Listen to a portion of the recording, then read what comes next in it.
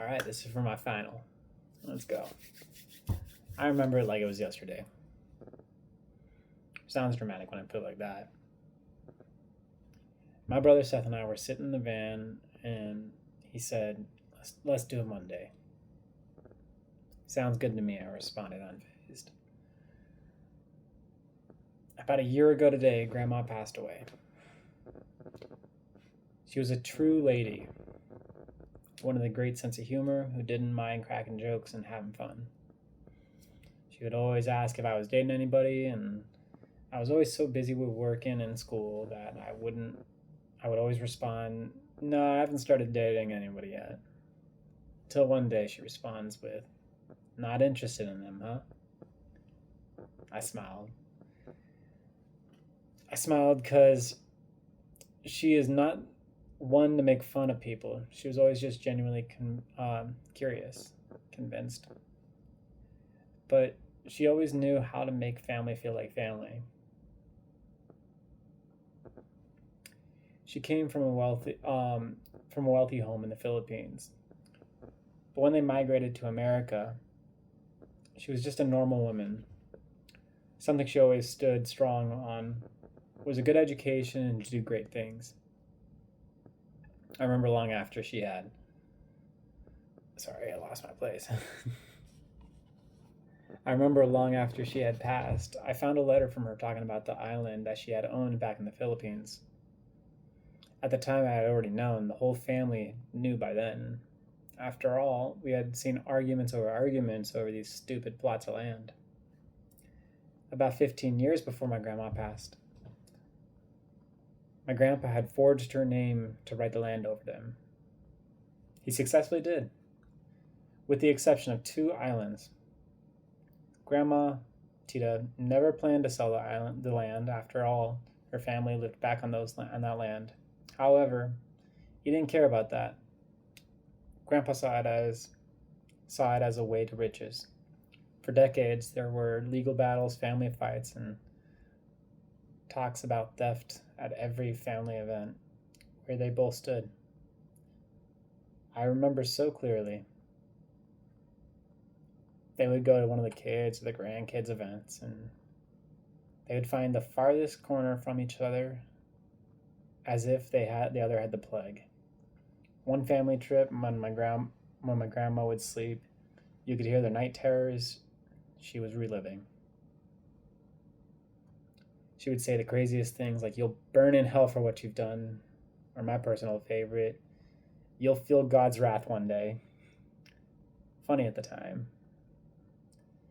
Hearing a scrawny, sweet grandma saying things with such hatred.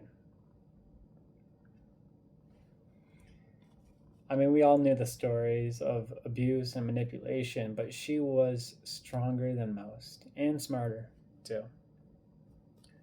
One day, she had an ultimatum. "I'll sell the rest of the land if it goes to the grandkids for school and business," she told him, stern. Grandpa had been dealing with legal battles and was unemployed at the time, while also sending his last kid to college. "Only if Ryan gets his fair share of the money," he said with bright eyes. He had never heard her mention selling the other pieces of land. Ecstatic about the opportunity, the deal went through. The rest of the islands would be sold to the grandkids, would have an opportunity of a lifetime. So after a long day's of work, Seth and I had agreed that we needed to get out of our dad's business for good. A few months earlier, our Aunt Tetchy had reached out to tell us, "So you guys really want to buy your dad's business?" Confused, we respond, "What are you talking about?" "Your dad told me you finally wanted to buy the business from him for about $50,000, and he'll get royalties," she informed us. Seth and I looked at each other in pure awe. "I hate auto glass. Why would I want to buy the business?" I responded, frustrated. We knew there was no use talking to our dad about this. He would just try to find a way to make it sound like he was trying to help us. he would probably say, well, I always wanted to give you guys the business, or some bullshit to cover his ass. So we did him one better. We told Techi we have no plan on buying the business, and talked about it in between Seth and I.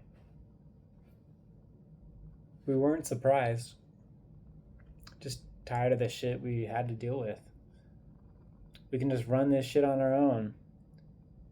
We do most of the work anyways, I said to Seth. Yeah, the only thing we need to do now is invoicing.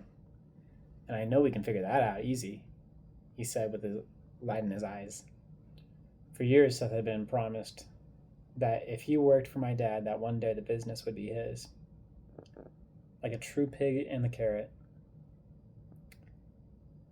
So the night we decided to start in silence, doing all the little things that we had never done. Setting up the LLC, getting our business license, setting up a bank account, forming the EIN. To prepare for our journey, our own journey. And on January 1st, 2021, we pulled the trigger. I moved out of my father's and quit my only job to compete with my dad.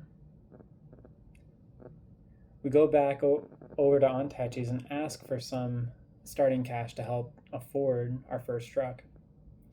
For the first 3 months, Seth and I were free for the first time in a long time. To put it in perspective, Seth had been doing this job since he started high school and started working alone at the age of 17. But me, I hated auto glass. I saw what Seth had to go through. The blame, the arguments, and not to mention the labor during the blistering summer heat. This was different. I had the opportunity to build a business the right way, to ensure that I would treat customers and my family with care rather than control. For the first 3 months, we had zero work. We had to buy tools. We had a rinky-dink truck that already had 100,000 miles on it. Get all the software and finally give my brother a break from working. After, Seth and I were all set up. We were able to land a couple of dealerships where we not only made friends, but we also met some of our family. People who we would see weekly, sometimes daily. We knew they were families and loved every moment getting to grow our business. I remember it all like it was yesterday. The nights we couldn't afford rent, the days slaving away in 115-degree weather without a lick of shade. And I remember what pushed us to the start in the first place. And after all of this time, we would have never been able to start Brothers Auto Glass without the help of my grandma. My grandma had given us that trust without the help my grandma had given us with the trust fund money. Without her, who knows if we would have been able to even take a chance at starting this business. I wouldn't change a thing about how everything happened. After all, one door closed is another one open.